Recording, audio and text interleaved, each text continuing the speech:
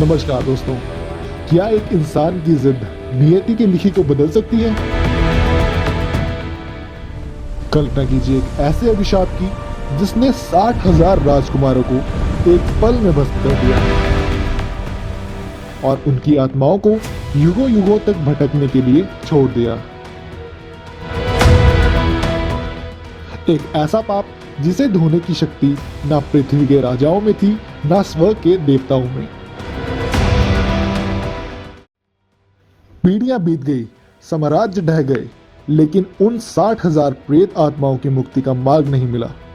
फिर जन्म हुआ एक ऐसे राजा का जिसने सिंहासन का मोह त्याग कर मौत को चुनौती दी। एक ऐसी तपस्या जिसने सृष्टि की रचयिता ब्रह्मा को चौंका दिया और महादेव के क्रोध को भी शांत कर दिया। लेकिन क्या स्वर्ग की अभिमानी गंगा का वेग पृथ्वी सह पाएगी, या फिर ये पावन नदी ही विनाश का कारण बनेगी? दोस्तों, आज की कहानी केवल एक नदी के धरती पे आने की नहीं है, बल्कि उस असंभव प्रयास की है जिसे दुनिया आज भी भागीरथ प्रयास कहती है। चलिए जानते हैं कैसे एक मनुष्य के अटूट संकल्प ने स्वर्ग को धरती पर झुकने पर मजबूर कर दिया।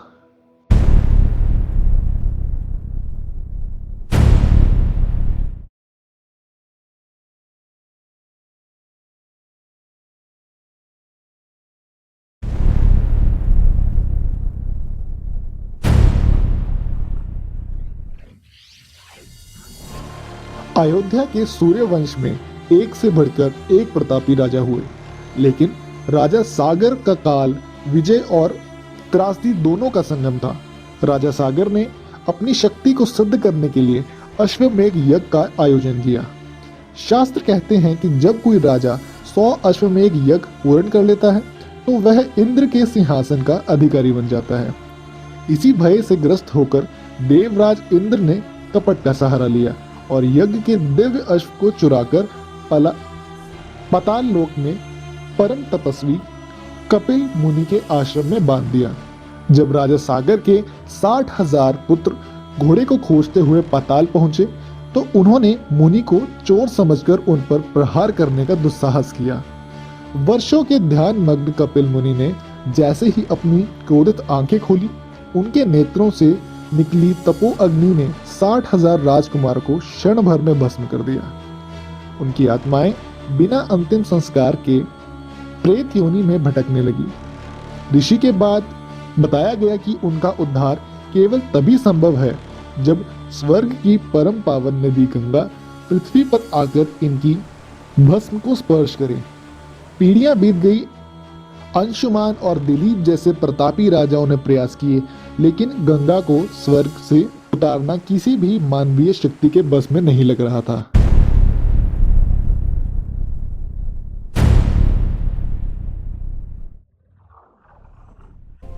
जब भागीरथ सिंहासन पर बैठे तो उन्हें अपने पूर्वजों की भटकती आत्माओं का दुख सोने नहीं देता था। उन्होंने निर्णय लिया कि वे इस कलंक को धोकर ही दम लेंगे। भागीरथ ने अपना मुकुट उतारा, रेशमी वस्त्रों का त्याग किया और वल्कल वस्त्र धारण कर हिमालय की दुर्गम गुफाओं की ओर चल पड़े। उन्होंने गोकर्ण नामक तीर्थ पर हजारों वर्ष पर ऐसी तपस्या की जिसे देखकर देवता भी थर्रा उठे। वे चिलचिलाती धूप में पंचाग्नि तपते, कड़कड़ाती ठंड में बर्फीले जल में खड़े रहते और अंत में केवल वायु पीकर जीवित रहने लगे। उनकी निस्वार्थ भक्ति ने स्वयं सृष्टि के रचयिता भगवान ब्रह्मा को भी प्रसन्न कर दिया। ब्रह्मा जी उनके सामने प्रकट हुए और उन्होंने कहा कि वत्स भागीरथ, तुम्हारी पितृ भक्ति से मैं बहुत प्रसन्न हूँ। मैं गंगा को जाने की आज्ञा देता हूँ, परंतु एक संकट है।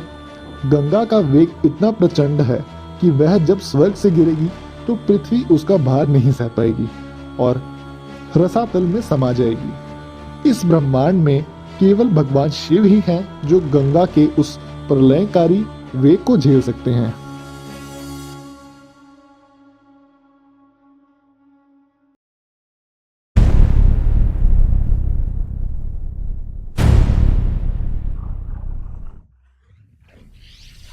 भागीरथ के सामने अब एक और हिमालय जैसी चुनौती थी, जो कि था भोलेनाथ को मनाना। भागीरथ ने अब कैलाश की ओर मुख किया और भगवान आशुतोष की आराधना शुरू की। वर्षों की प्रतीक्षा के बाद शिव प्रसन्न हुए और उन्होंने गंगा को अपने मस्तक पर धारण करना स्वीकार किया। लेकिन यह कहानी में एक नया मोड़ आता है। स्वर्ग की मंदाकिनी गंगा को अपनी शक्ति पर अत्यंत अभिमान था। उन्होंने सोचा, मैं अपने वेग से शिव को भी बहाकर पाताल ले जाऊंगी। जैसे ही गंगा स्वर्ग के द्वार से भीषण गर्जना के साथ नीचे गिरी, पूरा ब्रह्मांड कांपने लगा। महादेव ने गंगा के अहंकार को भांप लिया। जैसे ही गंगा उनके शीश पर गिरी, शिव ने अपनी विशाल जटाओं को फैला दिया। वह विशाल जल राशि जो पूरी पृथ्वी को डुबो सकती थी, शिव की जटाओं के भूल भुलैया में ऐसी फंसी कि उसे बाहर निकलने की एक बूंद जगह भी नहीं मिली। गंगा का घमंड चूर चूर हो गया। भागीरथ ने जब देखा कि गंगा महादेव की जटाओं में विलीन हो गई है, तो उन्होंने फिर से स्तुति की। दयालु शिव ने प्रसन्न होकर अपनी जटाओं से 7 धाराएं जोड़ी, जिनमें से एक धारा भागीरथ के पीछे चलने को तैयार हो गई।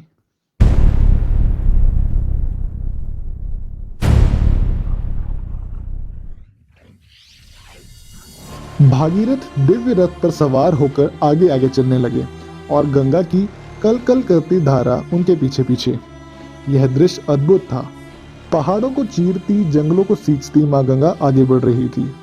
मार्ग में एक ऋषि का आश्रम था, जिनका नाम ऋषि जहनु था।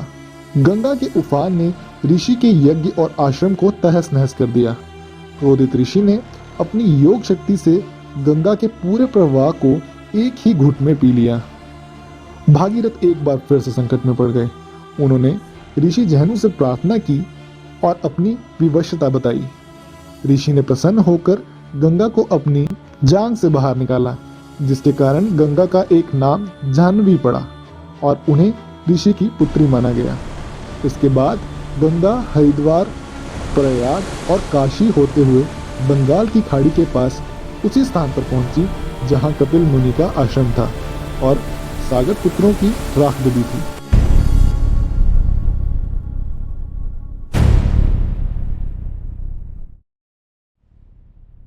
जैसे ही गंगा के पावन जल ने उन 60,000 मृत राजकुमारों की राख को स्पर्श किया, एक चमत्कार हुआ। हजारों वर्षों से भटक रही आत्माएं दिव्य विमानों में बैठकर स्वर्ग की ओर प्रस्थान करने लगी। भागीरथ की आंखों में हर्ष के आंसू थे। उन्होंने वह कर दिखाया था जो उनके पूर्वजों के लिए असंभव था। आकाश से देवताओं ने पुष्प वर्षा की और गंगा को भागीरथी का नाम दिया। तो दोस्तों, यह कहानी मात्र एक पौराणिक कथा नहीं है, बल्कि मानव इच्छा शक्ति की प्रकाष्ठा है। यह हमें सिखाती है कि यदि आपका लक्ष्य महान है और आपकी नीयत साफ है, तो आप नियति के लिखे को भी बदल सकते हैं। आज भी जब कोई व्यक्ति अपनी पूरी जान लगाकर किसी असंभव कार्य को करता है, तो दुनिया उसे भागीरथ प्रयास कहते हैं। वीडियो अगर आपको अच्छी लगी होगी तो वीडियो को लाइक करना और ऐसे ही कंटेंट के लिए हमारे चैनल को सब्सक्राइब जरूर कीजिए।